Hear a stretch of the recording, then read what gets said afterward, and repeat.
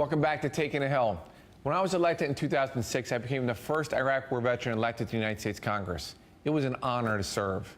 By my second term, there were 4 Iraq and Afghanistan veterans, 2 Democrats and 2 Republicans.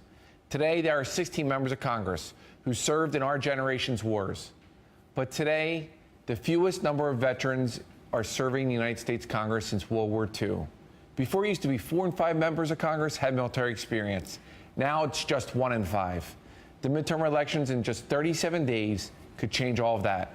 Joining me now is Seth Lynn, a Marine Corps veteran who served in Iraq and is now the director of George Washington University's Center for Second Service and executive director of Veterans Campaign. And then John Soltz, an Army veteran who also served in Iraq and is co-founder and chairman of VoteVets.org. Gentlemen, thanks so much for joining me today. Thanks for having me, Patrick. All right, we're going to do the top 10 races here, just 37 days away. So I'm going to go to you, John Soltz, first. What are your top 5 races of veteran candidates out there? Well, obviously, I think first off, we've been focused on a lot of primaries. Obviously, Patrick, we worked on your race. We really like the idea of taking vote vets in with outside money and dominating Democratic primaries. We feel great about Maryland, where Anthony Brown's going to be the first Iraq veteran ever elected as a governor in this country. Obviously, Doug Gansler attacked his military service in the primary, so we feel great about that. We just came out of a huge race, which is probably our #1 race in the country, which is the Seth Moulton race in Massachusetts 6. 4 tours in Iraq, took on an incumbent Democrat, took on the entire machine. Obviously, Vote Vets put about $600,000 in there. It was a seat that John Tierney could not have held, and as he goes into the general election, he's beating Richard Tassay now by 8 points, but it's still a harder district. It's the most Republican district in the state, so the governor's race will play a large And it looks like he's getting out. I mean, that's Seth Moulton is a great 4 tours in Iraq, Afghanistan. I know General McChrystal gave him the campaign for him, but in that race, he's getting outspent right now by about 3 to 1. Well, first off, Seth has a lot of money. Second off, you now have the situation where the DCCC has reserved airtime in that race, where House Majority PAC has reserved airtime in that race. And I'm going to tell you, Vote Vets is going to go into that back into that race, or at least we're looking at it. I mean, it's much harder when he's up by 8 points to make that justification, because he is a front runner at this time. But there is just a 0% chance that if we feel he's vulnerable to losing that race, that we will not go back into the general. Give me the next one. Well, Connie Pillage, state treasurer in, which is a statewide race in Ohio. We find this race very interesting, mostly because we have a real problem with Josh Mandel. Josh Mandel served in Iraq, but he's had situations when he was running for the Senate. He wrote a letter as a state treasurer to help someone not be indicted in California. Then that individual decided that they were going to use straw donors to give him $100,000. Connie Pillage is an Air Force veteran out of the Cincinnati part of the state. It's a hard state this cycle per se, but when you have someone like Josh Mandel, who just comes across so soft and hasn't represented veterans well with ethics issues, and to be frankly honest, there's more in his past that hasn't come out. We think Connie Pillage running statewide has a high ceiling in Ohio. Another House race that's really hot right now is the Hawaii 1 seat. That's where Colleen Hanabusa ran against Brian Schatz in the primary. She gave up her seat. Hawaii is going to be the only state in the nation where both their members in the House of Representatives served in Iraq. So it's a Mark Takai seat. Yep. Mark Takai. So Mark Takai versus Charles Dejou. Everyone knows Tulsi Gabbard's the 2nd congressional district. She's an Iraq vet, but Charles Dejou was in that seat before. He won that seat in the special, and he served in Iraq, and so did Mark Takai. So essentially, you have 2 Iraq veterans running for the same House seat. Now, Mark Takai should win that seat, and we're confident he will. His name ID is low right now. It's a race we spent several $100,000 in the primary, helping him beat Donna Kim, the state Senate president. But we still feel confident that he's going to, overcome the situation in the race right now where he's down a few points. Sure. All right. Well, give me 2 more. Well, Kevin Strauss in Pennsylvania 8, Patrick. You know that district better than anybody. That's your district. Obviously, that's a state where the governor's race is trending towards the Democrats. It's an expensive district, though. Kevin Strauss is a big DCCC target, and obviously somebody who the Washington establishment's after. And those suburbs are, trending a little bit more liberal. We also like that if it doesn't work out this cycle for 2016, if you see Joe Sestak on that ticket with Hillary Clinton. Anyone else vets for the Senate? on your side? Well, Gary Peters, we're watching this race. We think that this is the one Senate seat. I mean, we're spending $7 million in the Senate across the board. Republicans have opened up, obviously Iowa, Colorado. They've tried hard to open up Michigan, but Gary Peters is a Navy veteran who's in the House.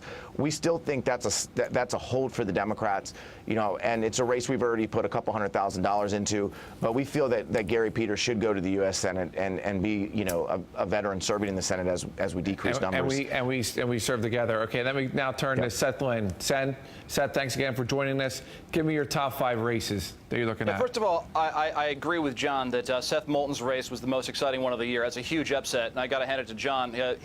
Vote Vets got behind Seth when no one thought he had a chance. Same thing happened with Tulsi Gabbard in 2012. That's a huge win. But John's been focusing mostly on the Democrats, although Veterans Campaign is nonpartisan. Just to give the other side of things, I'm going to focus on some of the Republicans. Okay. I think Senate is what it's all about this time. So, first of all, the tightest Senate race of all, as Nate Silver calls it, at least, I think 48 to 52, is Joni Ernst. She's a lieutenant colonel in the National Guard, assistant leader of the state Senate in Iowa. She's doing a lot of good things there, and I think she's a pretty good chance of winning. In addition, we have Dan Sullivan in Alaska. Has a pretty good chance to win this time. I'm seeing most of the polling has him leading. I think that he has a pretty good shot at winning, but Alaska's kind of hard to poll, as you well know. Yeah. Syria and Army of the Syrian Rebels is becoming a big issue in the race, but Obamacare is obviously the bigger one. Tom Cotton down in Arkansas, I think he's been sort of struggling to get ahead, but what I'm seeing right now is some of the polls have him leading. But, before Pryor, his opponent, said that he kind of acted a little bit entitled and that, I served in the military, so I should get a Senate seat. He came back with an ad focusing on him and his drill sergeant. It was pretty interesting. Not sure how well it worked, but he definitely has gotten the upper hand right now. Okay, and then 2 more. Rounding it off, I think Scott Brown, is the biggest long shot of that group, but he, has a chance at winning. I mean, he's just retired as a full colonel back in May. Obviously, Scott Brown being the former senator from Massachusetts, but now running in New Hampshire. Yep, switch states, actually. And then I think Martin McSally from Arizona is obviously a race to watch. That's the other one I'd say because, moving on from the Senate, I think there are a lot of women veterans running this year. There were 9 in 2012. There are 10 this time. And Martha McSally has the best chance to win. She's in Arizona against Ron Barber. She lost in 2012 by less than 1% of the vote. So she has a pretty good chance of winning in a midterm, I think. There was recently a bit of a controversy where Gabby Gifford's PAC, Americans for Responsible Solutions, ran an ad against her, claiming that she wasn't supportive of keeping guns out of the hands of stalkers. Her campaign came out and said that's untrue and that she is for that, so they pulled the ad. I'm not sure how much it's going to have an effect on the race, but I definitely think it may have gotten her on the side of the issue they wanted her to get the side of. So yeah. It's maybe a victory there. Yeah. Well, I have an upset. I think there's an upset race out there with Bobby McKenzie out in Michigan. He's a guy who ran counterterrorism operations for Secretary John Kerry for the State Department. He's going against who's been referred to as the foreclosure king, but that would be a great upset if that happens. All right, let's talk about, you mentioned earlier in the Dan Sullivan race, but let me go to you, John Soltz.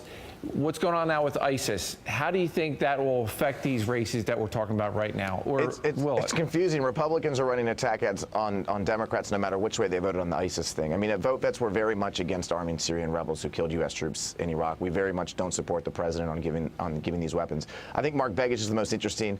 We spent $1 million in there hammering Dan Sullivan for bringing in foreign company Pebble Mine that's going to cut jobs from our veterans that are on the ground. And Sullivan had really been held down, but the reason I bring up Syria in that race is Mark Begich went against the president. And so most of these red state Democrats in the races that Seth talked about, and a lot of them where we're spending money, they can't get over the president's anger. I mean, this is really about the fact that, like in Kentucky, the president's approval rating is at 32%. So Alaska's a very Republican state. Yeah. Mark Begich opposed the president arming the rebels. So he was trying to show he was against the president. But we're pulling this every day, and we're going to find out which way this cuts. The public supports the president right now. I think, John, Seth Moulton was helped by the ISIS heating up. Seth, what do you think?